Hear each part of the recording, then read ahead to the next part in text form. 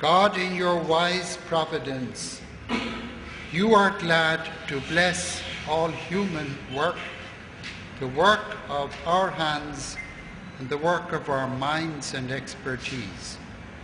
Grant that all who plan and conduct business in this office and in the ground and in the floors above may, through your guidance and support, come to right decisions and carry them out justly.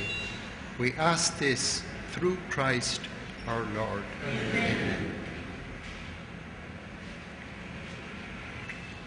How lovely is your dwelling place, O Lord, God of hosts. How lovely is your dwelling place. My Lord Bishop, members of the diocesan committees and others present,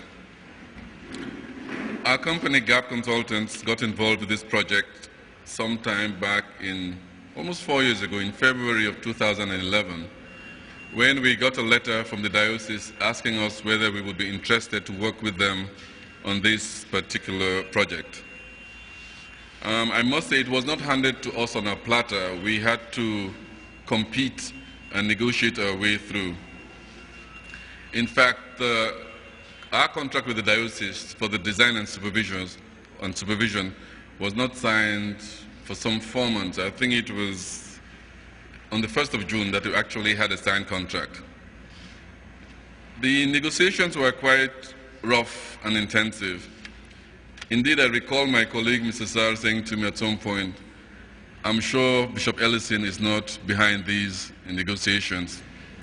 If he were, he said, we would have a more New Testament approach to the whole thing, which I guess is one of turning the other cheek and doing unto others what you wish to be done to yourself.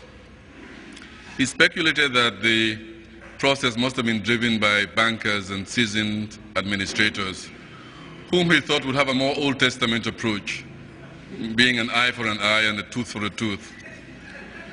It was only much later that we found out that Mr. Bernard Mendy and Mr. Andrew Silva were actually behind the negotiations, thus proving him right. Dr. Cole has very ably mentioned the components of a successful project. I think I wholeheartedly agree with all that, and I'm grateful that all the participants in this process cooperated so well to bring it to a fruition. I wouldn't like to take up too much of your time. The only point that I would like to say, as far as we are concerned, it is gratifying to be involved in projects that will end up benefiting in health-wise in the health sector, or education-wise in the education sector, which we have been involved in. But it is doubly gratifying to be involved with a project, the proceeds of which will enhance the moral education and the moral health and the moral well-being of our society.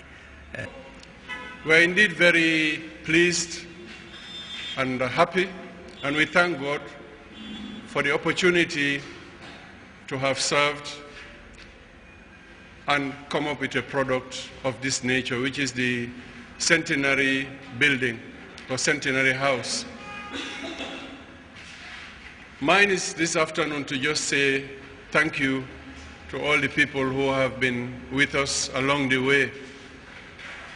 We wish to sincerely thank our consultant, GAP consultant, ably led by Dr. Roddy Cole. I must say,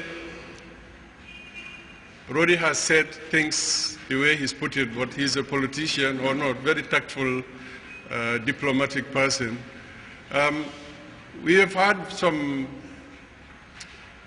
a very good relationship with GAP, Roddy and his team, and there have been instances where we have really asked for maybe more than we should have asked, but they have always been very receptive and very helpful and cooperative.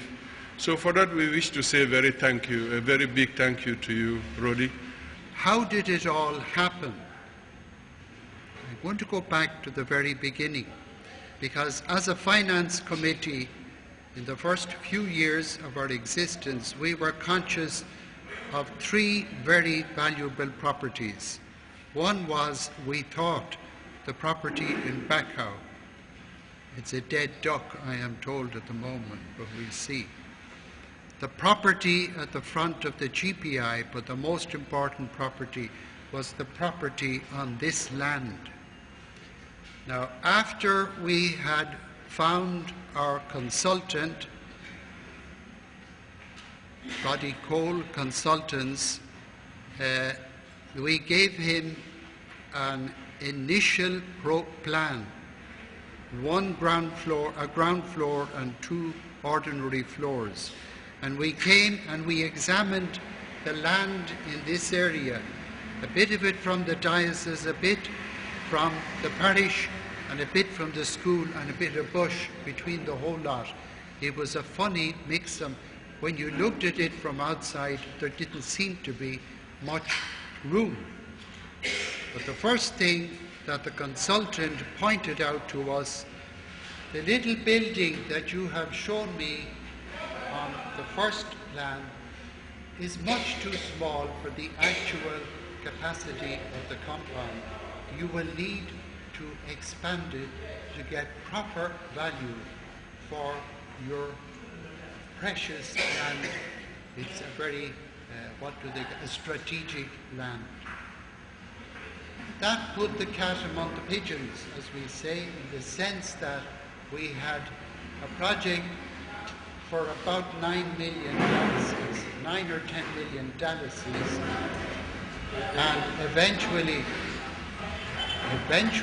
it turned out to be 29 million dalases, 9 or 10 to 29 million dalases. And I said, oh my God, we don't have it. Nonetheless, this is how it happened. After the handing over of the multipurpose commercial building owned by the Catholic Diocese of Banjul, I caught up with the consultant. First of all, congratulations. Thank you, sir. Your name? Roddy Cole. Can you please tell us about the construction of this multipurpose center? Yes, the assignment was given to us, GAP Consultants, an architectural and planning firm. And as with all other buildings, it was in two stages. The first stage was the design, during which we met with the finance committee and the bishop in order to ascertain exactly what their requirements were and what their budget was also. Following that, we put the design together. We had architects, structural engineers, electrical engineers, quantity surveyors, and a whole team of professionals worked to put the design together. When the design was completed, we invited contractors to bid, and Techniques emerged as the lowest bidder. So subsequently, a contract was signed between Techniques, the contractors, and the Diocese of Banjul for construction of the building. Originally, the construction period was 15 months for the shell of the building. But halfway through the project, the diocese was able to get some additional resources.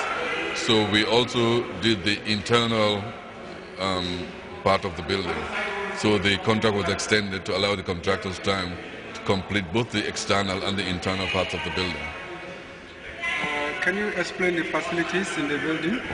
Yes, the building comprises a ground floor and 3 suspended floors. The ground floor is meant for use as shops, and I understand that has been rented out also.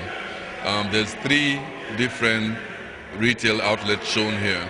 I think one of them is going to be a supermarket, and then there's going to be an electronics store and a car parts store.